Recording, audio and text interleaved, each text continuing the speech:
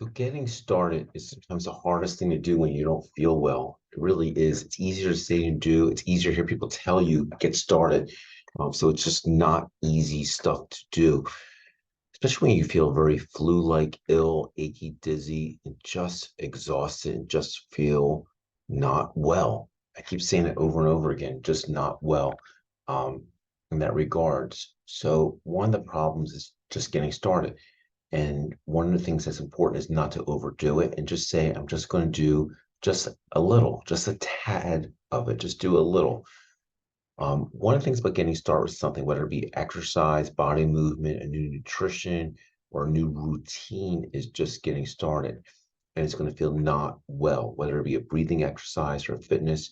And just accept the fact it's not going to feel well. It's going to feel not comfortable. You're not going to like it. It's not going to feel good for body, mind, spirit, emotionally, all aspects. And what happens to the body and the mind, the body and spirit is that once you start doing it for a while, it becomes new routine. It's like learning to do something new. It's awkward, clumsy, not good. It adds to a mix of already more burden when your body feels burdened already. So that's one of the things about being ill that's even probably more of an issue is doing things that might help you is a burden on top of the burden of not feeling well.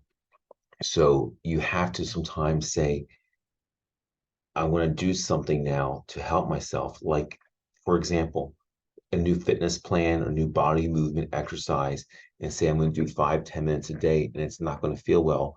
I'm going to do it 10 o'clock in the morning every day and say it's not going to be well. I'm not going to like it.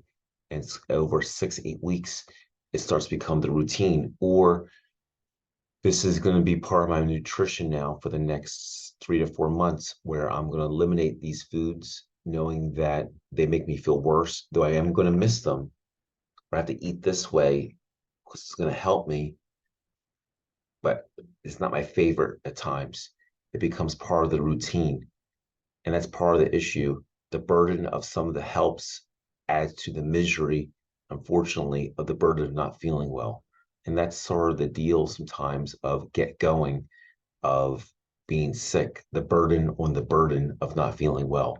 And that's just a quick little teach and a little reinforcement of where that space that's sort of unique and unusual when you're not feeling well, the burden of not feeling well. So it's a quick little teach and thank you. Again, really reinforce a lot of R's there to listen to these videos over and over again. There's a lot of information there. So thank you for listening.